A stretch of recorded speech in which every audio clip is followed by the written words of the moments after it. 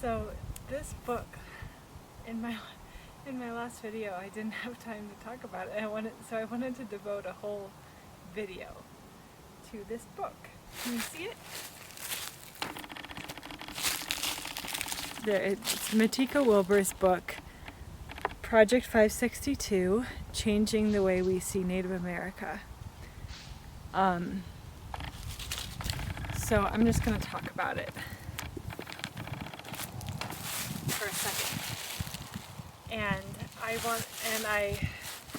I just wanted to make a film and feature it in a film and promote it, I guess, because the reasons that I want to do that, first of all, I guess there's several reasons. I feel like the number one reason is because I just feel like it's so important that we as Americans, I guess white Americans, but I would say everybody, educate ourselves, about the truth of our nation's history. And I'm going to just speak from my own perspective, because I think that's probably the best thing that I can do. I grew up in the Chicago suburbs, and I think that, for some reason, that particular part of the country, although I think this is true for the whole country, and Canada, I think too, but as I became an adult and started to have like an awakening around the truth of this country's history, it was very, very shocking to me how much we are blatantly lied to in our education system, and how I guess I would say what I wasn't taught in school when I was growing up. It's just very shocking. It's like so shocking to me what I was not taught in school and what was not talked about in school. And then as I grew up, just like I'm like finding out the truth, and not just finding out the truth, but having to work very hard to learn the truth, because it's deliberately hidden from us, about this country's history, about this country's genocidal history. And then the biggest thing for me was realizing just like the contrast between the truth and what I was taught, and how absurd that is.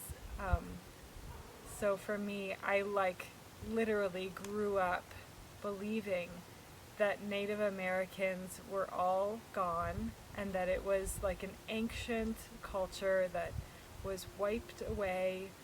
It was ancient history. That's the message. That was the message that I grew up with. And when I moved out of the Midwest and started to realize how untrue that is, it was very shocking, and kind of mind-boggling. And I think it's harder to get away with that now because of the internet. And I think that things are changing, but I think they're still pretty bad. I mean, they are. They're still pretty bad, and some of the conversations that I have with people, with other white people, just shows me that things are still really bad. So anyways, I found this book. It was on display. This is not the first thing that I've read that has introduced me to the truth. I've been doing a lot of self-educating, but I just found this book recently. It just came out this year, and it was on display at the library in this tiny town where I live, and I was really drawn to it, and I looked through every page of it, and then I was just, on a totally separate occasion, I was looking up Native American podcasts, and I found All My Relations podcast, and I started listening to it. And there are lots of Native Native run podcasts. So I'm not saying that's the only one, but I really liked that one. They have really beautiful artwork that's on it, and then I started listening to it, and it's two Native women, and one of the women started talking about this book, and I just was like, oh, that's the book I just saw in the library. And I made the connection that so the woman who made this book also has that podcast with another Native woman, and a lot of the people they interview in that podcast are featured in this book. And so it's just a really good podcast, and I wanted to, so the other thing I wanted to add is that so I think one other reason why this really resonates with me is because Matika is a artist, and she's a portrait artist, and so am I. So I paint portraits, and I have been mostly painting just kind of whoever. Like, I did a self-portrait series, and then I did a series of portraits of female friends, and then I did a series of just one female friend, and then I was thinking about who I would paint next, and I was thinking maybe I'll paint a series of Native people. And I think that came from a good place inside of me. I know it did. It came from a place of wanting to lift up Native voices, and because of my own experience of, just my own experience of not having any of being lied to, essentially, completely. And then finding out how not true what I learned was. And I think that as an artist, it was just my way of wanting to, just make those voices louder, as loud as possible, and help with that. But I started to feel, as I was thinking about that, I started to feel a little bit uncomfortable about it, like maybe it's not my place to be doing that. And so I reached out to this guy to ask him. There's a book called Anton Truer wrote it. So Anton Truer, I just looked him up. He wrote everything you wanted to know about Indians but were afraid to ask. I read his book and I really liked it, and then I just thought maybe I'll email him and ask him what he thinks about me painting a series of portraits of Native people. And so he wrote me back, and he had a lot of really good things to say, and he was really helpful, and we had this dialogue. And he mainly, what he did was he had some questions for me to ask myself, and I felt like at the end of it, I felt like, I don't think it's my place to do that as a white person. It's weird. So so then I saw this book, and when I saw this book, I was like, oh, this is the person who's meant to do that. This is how you do that. So Matika is Native, and I was just gonna read how she introduces herself. She says, I'm Matika Wilbur, granddaughter of Laura Wilbur from the Swinomish tribe and Loretta James from Tulalip. My Indian name is Tsatsiki. I don't know how to pronounce it. It means woman who teaches children. I'm deeply honored to share this space with you. So she went around all of North America and Canada for like a decade and photographed and interviewed Native people.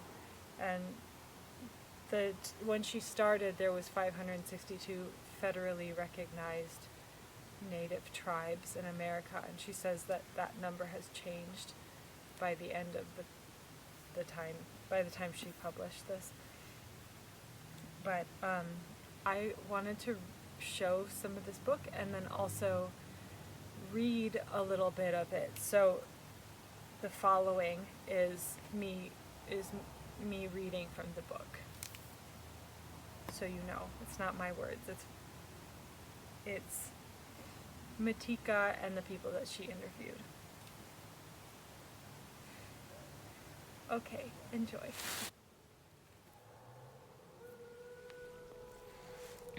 This work aims to counteract the relentlessly one-dimensional, archaic, insipid stereotypes of Native Americans circulating in mainstream media, textbooks, and the culture industry. It's not a secret, Native Americans are vastly underrepresented in our society.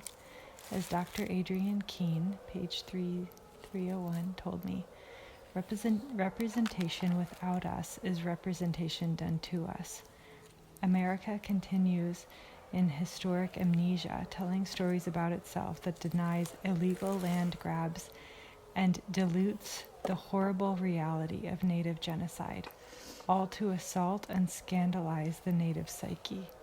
Instead of teaching trustworthy history or acknowledging our real humanity, dominant culture prioritizes American mythology in rhetoric and visual propaganda to canonize pioneering, settlement, westward expansion, and manifest destiny. The absence and rejection of credible representation and information allows Hollywood to perpetrate lurid and degrading illusions of Indigenous people as leathered and feathered sidekicks in the cowboys and Indians sham. In general, mass media has depicted us as less than human caricatures, fit for mascots, as lower-class, underserved victims, as inferior beings in need of saving. And all of this, of course, conflicts with other key stereotypes that Indians are casino wealthy and don't pay taxes. In numerous presentations at universities and other institutions, I've encountered various responses to this representation conversation. Many people, including natives, say there are more important issues in Indian country than representation, or I grew up with racist mascots and it didn't bother me. But after a decade of doing narrative correction work, this is what I know. The way Native people see ourselves affects the way we treat ourselves. Tulalip psychologist Dr. Stephanie Freiberg's research demonstrates that when Native youth are exposed to stereotypical Indian images, their self-esteem plummets. When the same images are shown to white youth, their self-esteem rises. I witnessed this as a teacher at the high school on my res. I shared with my students a TED Talk by a white photographer who had gone to North Dakota to visit Pine Ridge and published an award-winning expose in National Geographic.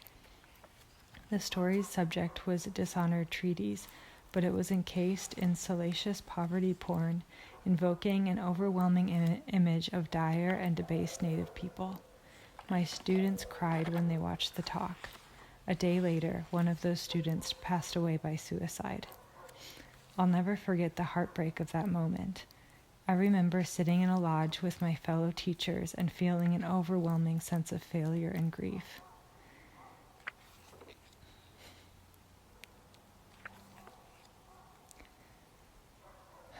I remember begging the Creator to help us.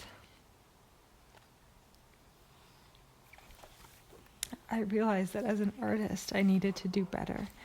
I started looking for culturally relevant, comprehensive Native photography curricula, preferably written by Indigenous people, that could help me tell a story about who we are, to teach about our complexity and resiliency. It was a fruitless search. Research has revealed that nearly 87% of state history standards fail to cover Native American history in a post-1900 context. Our stories, therefore, remain untold in textbooks across the nation. The stereotypes are damaging our bodies and stealing our children's minds. The majority of Native youth do not believe they will live beyond the age of 25. How do we combat this and offer hope to our current and future generations? I did it the only way I knew how, I decided to take on this project to uplift the contemporary complexity of Native America's intelligence, the truth of our hearts, to build a better way to the other side. Before I ever picked up my camera for this project, I was advised by my elders to consult with Spirit. We put up teepee and prayed through the night. When I was bringing in the water at sunrise, I asked the Creator for permission to do this project. Just then, 10 flicker birds flew inside our lodge. The roadman pronounced, "If you have the courage to take this journey, the path is laid for you. All the spiritual people will help you. You will never be alone in this work." The ancestors were right.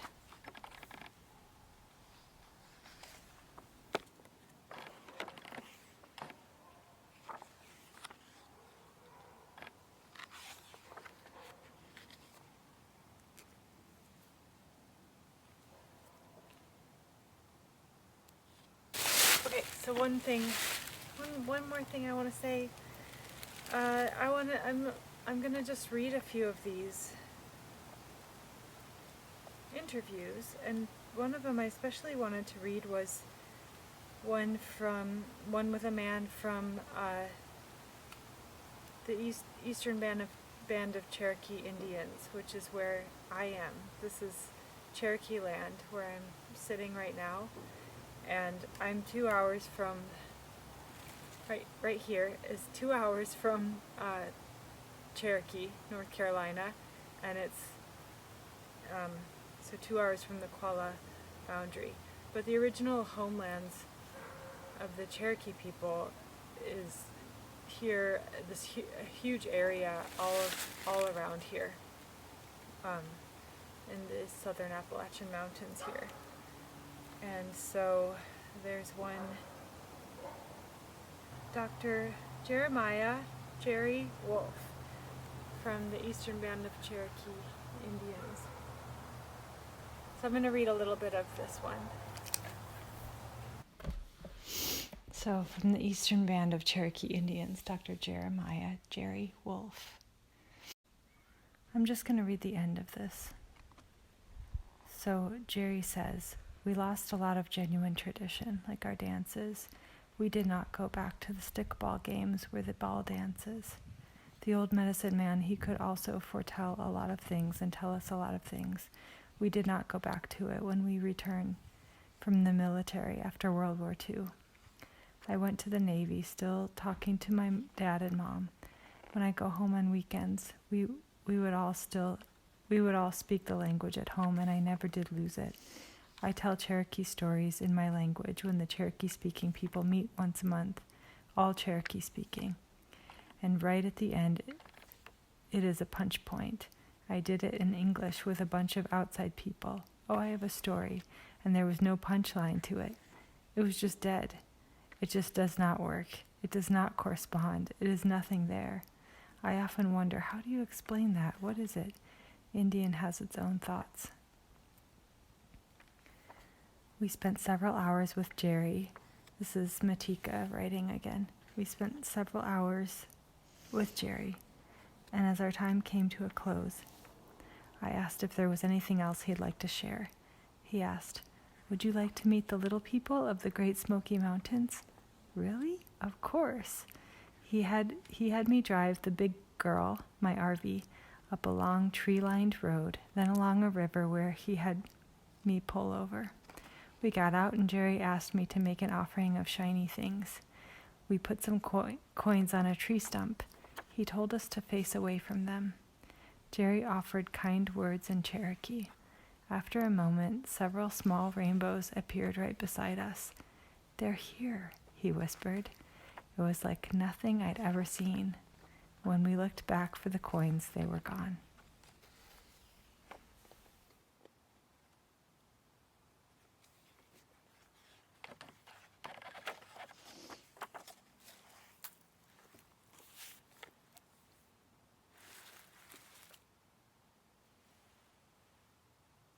So I think this is important. I think it's important to me, and I think that personally I feel like it's important for my spiritual health to be aware of this country's history and have open eyes, because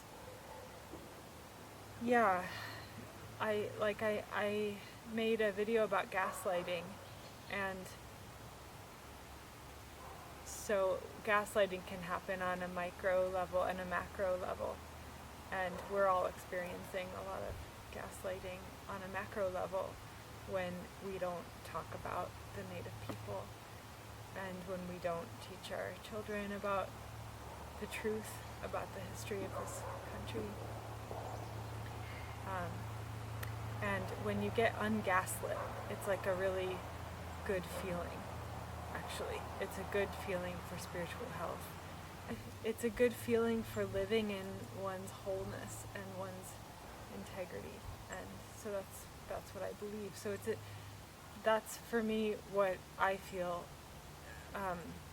is the benefit, one of the big benefits, one of many benefits of learning the truth about this country's history.